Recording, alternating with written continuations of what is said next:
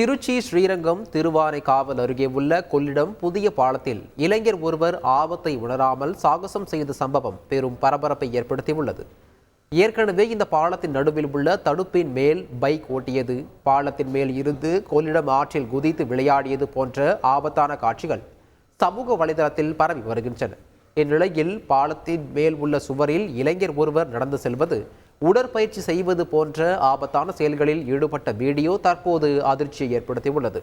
இது போன்ற செயல்களில் ஈடுபடும் இளைஞர்கள் மற்றும் சிறுவர்கள் மீது காவல்துறையினர் நடவடிக்கை எடுக்க வேண்டும் என சமூக ஆர்வலர்கள் கோரிக்கை விடுத்துள்ளனர்.